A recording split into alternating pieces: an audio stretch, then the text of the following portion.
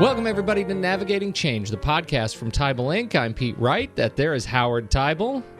Hey, Pete. How are you, bud? I'm fantastic, Howard. As always, I'm better every time I get on the air with you. Mutual love fest.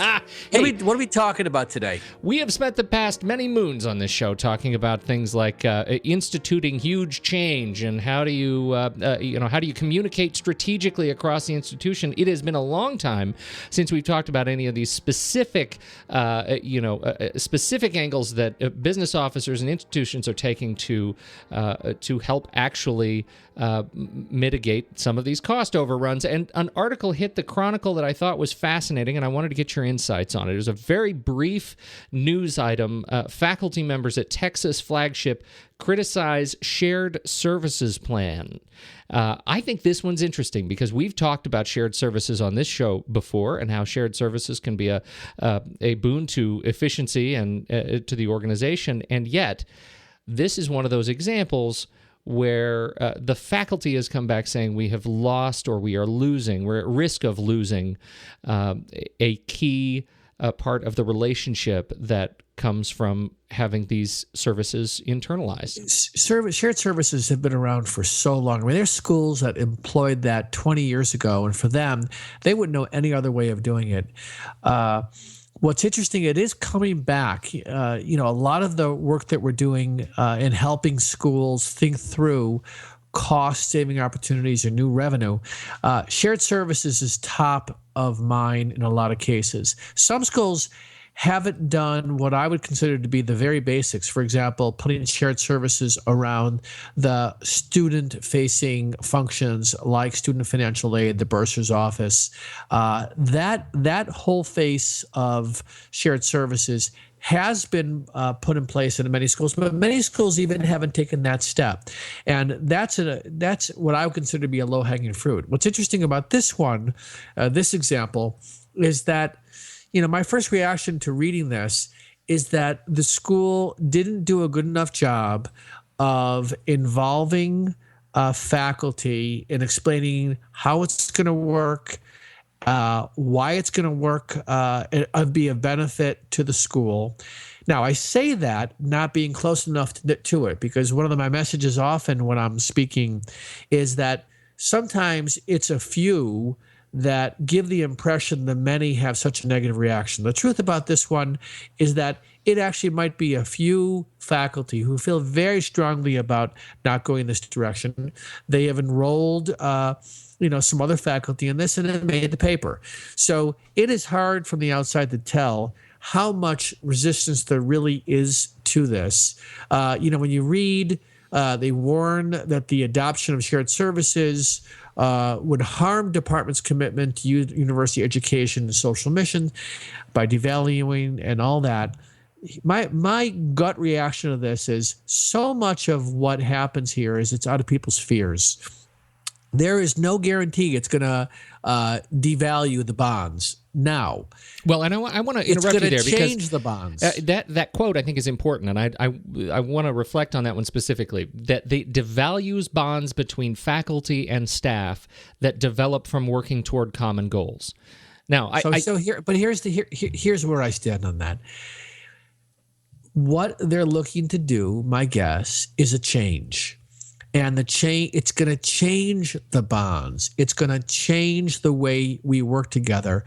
And they have probably spent a very long time developing a way of working together that works. There is no way around the fact that the way we've worked together is impacted by saying we're now going to go to a shared service model. So instead of you sitting at your desk, we're going to have this central group that we're going to reach out to. Again, there's a part of me that part of my challenge in this is that I know too much. I don't even know too much about this one, but I know the nuance in these kind of conversations. And my gut sense, Pete, is that, let me put it this way. It is going to devalue the bonds. Now, imagine hearing me say this to faculty. Well, then we shouldn't do it. It is going to devalue. That's it is going to devalue right, right. So, but here's the devalue. It's in that concept that we have in our Managing Through Change workshop, is that we have to let people go through grief, right? This is, if the school chooses to do this and move forward, any school chooses to move forward with this, what we have to be prepared for is not that people are going to line up and say we're really excited, but that they're going to be allowed to accept the fact that they don't like it, but they're going to work through it, and you're going to help them work through it. There's no other way around this. I think that's a mistake when schools try to take people from being comfortable in the way things are to being excited about the new way. That doesn't happen. And unfortunately, I think too much of that becomes the focus. Like we don't give people a chance to get through mourning a change that in the short run is going to be bad for them because it changes the nature of the relationship. What is it that it feels like there are two places that potentially we can raise some flags. The first one is how to approach these constituent audiences, particularly I'll say faculty and staff, to help. What is the word I'm looking for? To help bring them into the process earlier. You said something about that earlier in our conversation here. I wonder if you could reflect a little bit about that. What could they have done to help maybe head this particular issue off at the pass that you've seen done in the past? Well, again, one of the things that you and I don't know is in the pursuit of finding interesting things to write about, a faculty member was able to get the Chronicle's attention. And in fact, it's not nearly as big. My guess, if you ask different people, it's not nearly as big. But putting that aside, putting that aside, let's speak sort of hypothetically here. So this is what you do. And this is what I'm seeing that's successful. And I'm working with a particular faculty member who's the faculty chair. He's not the provost, but working with the faculty chair on a project. And he is a champion for a change that is going to change the way work gets done at the university. Now, that is unusual in that a change that's being driven by the administrative side of the house is often looked at by those not involved in terms of this is going to be bad for us.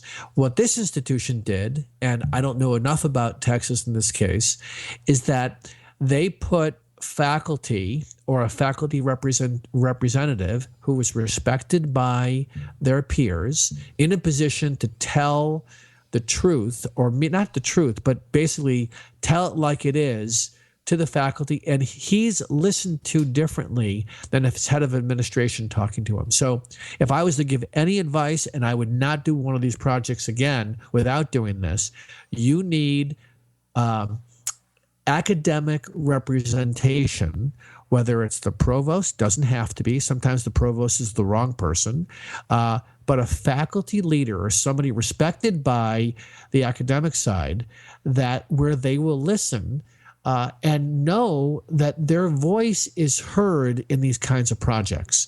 That goes such a long way. It's a very simple thing to do.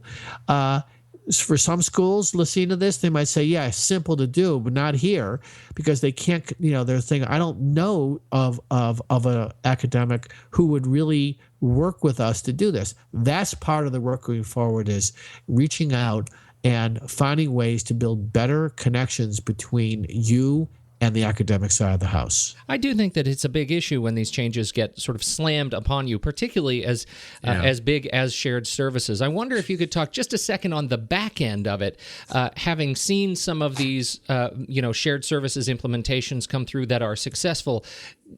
Is there anything we can give to people who are maybe on the verge of a shared services type implementation that they can actually look forward to? Verge of considering doing it, or verge of going live? Going live. We've got these institutions. If I'm a faculty member and you come to me and say, we're going to do shared services, we're going to change the way our staffing model works. You're going to be working with, a very different set of people in a very different way.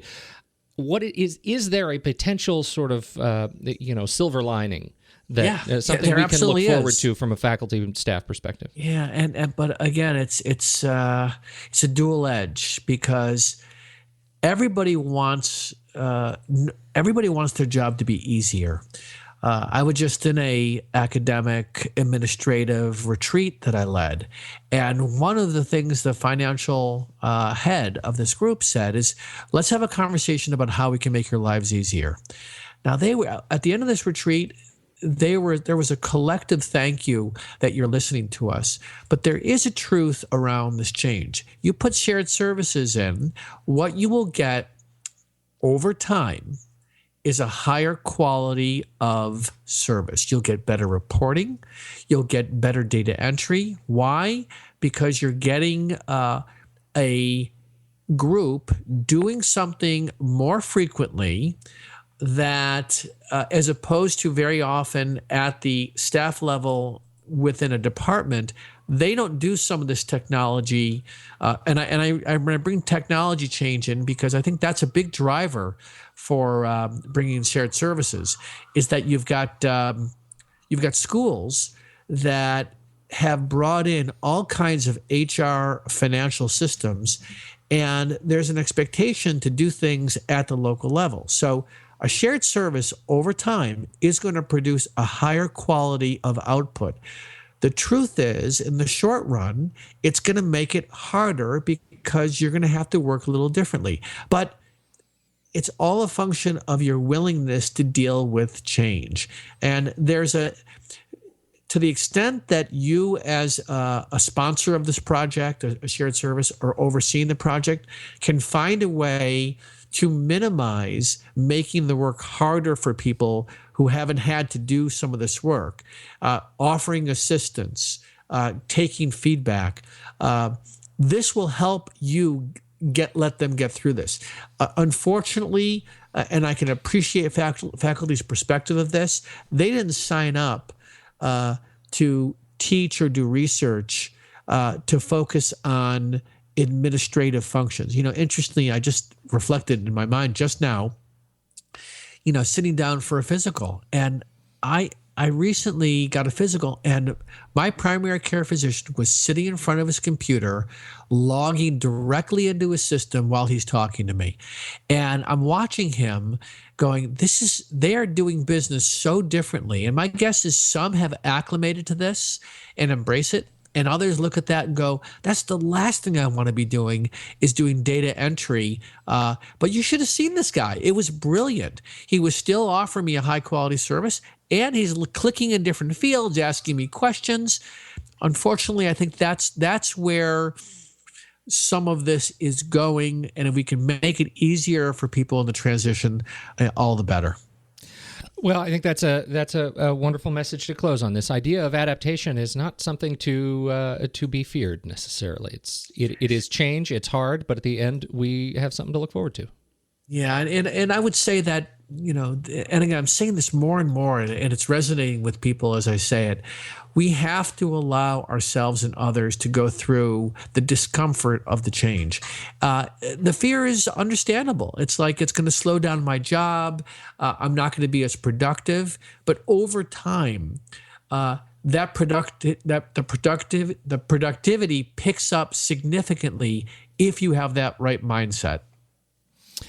Howard, this is a great conversation, and I'll post a link to the quick news item for those who are interested in following up a little bit. But I think just seeing this pop up on the ticker there at Chronicle is a fascinating, I think, a sign that there is work to be done in this area for folks. Absolutely. To learn more about this show and subscribe for free, you can head over to iTunes. Just search for Navigating Change. We pop right up there. Or you can head over to teibelinc.com. You can listen to the show on the web. And, we sure appreciate your kind comments and 5-star reviews. If you have 4-star reviews, save those for another podcast. But the 5-star reviews we will gladly take. And thank you so much on behalf of the goodly, kindly Howard Teibel. I'm Pete Wright, and we'll catch you next week on Navigating Change, the podcast from Teibel Inc.